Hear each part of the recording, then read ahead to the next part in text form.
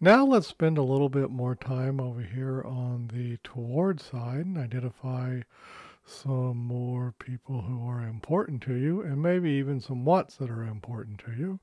So we started with relationships and we could talk and walk for relationships. So let's try another one. Let's say it's for girlfriend. So, what might you do to move toward a girlfriend? Uh, well, you might call the person. So, there's one. And what might you do toward a husband, let's say? Well, you might buy a card.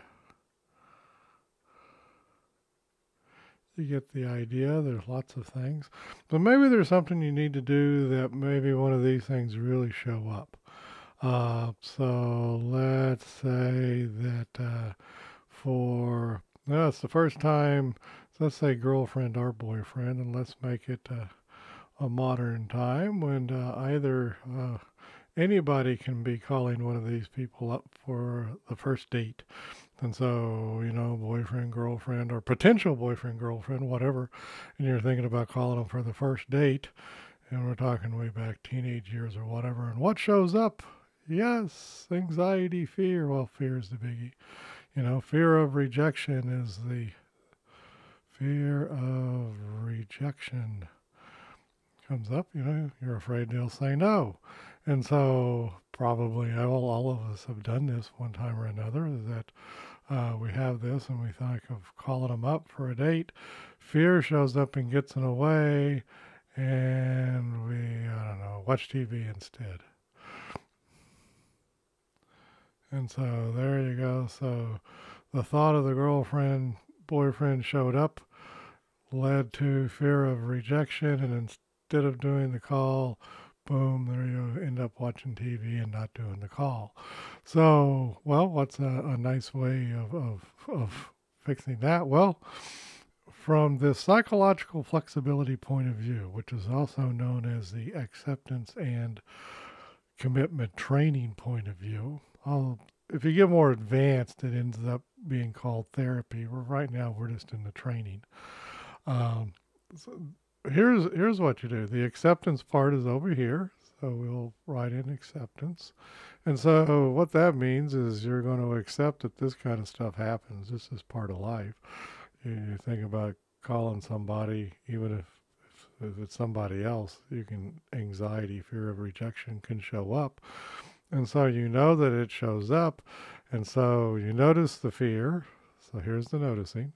So you notice, ooh, thinking about girlfriend, boyfriend potential here. You notice that. You notice the fear showing up. Whoops, there's the fear. You notice the urge to do that move, that away move shows up. But you also notice, oh, no, no, no, no, I'm going to take that with me to call the person up. So that's acceptance, and that would be called the commitment part. And commitment in ACT terms is actually doing something. It's not meaning I'm saying I commit to something. That means you're doing it. Uh, you're doing the action.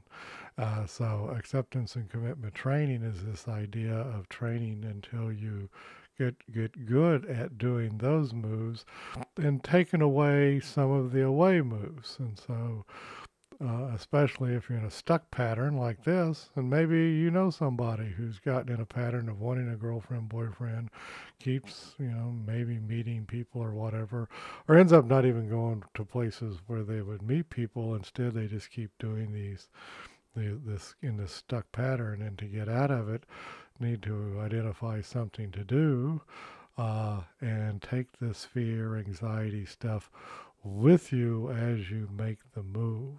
And that's what you can do by noticing all of this stuff. And any of us can have this stuff show up. Um, stuckness show up in our lives, or when this good stuff, who and what show up in our lives. Work is another one. I want to do another quick example. Work. You might want to go to work. Well, then once again, some kind of fear shows up when you think about going to work. And that can say, well, you call in sick or something. So it might be that you could get into a bad pattern of that. Well, you'd want to notice that, notice the fear showing up, and go on ahead and take it with you as you do the toward move. So that's the idea of the psychological flexibility model. And Now then again, that's not to say that you might say, "Wow, I really need to take a day off work. I'm just too stressed out. I'm about to fall apart." Well, that would be an away move, yes, but it also ends up being a move toward health. Um, so. So, anyways, that's the toward side where you can work that, and also showing how you can accept stuff on the away side and take it with you to move towards stuff.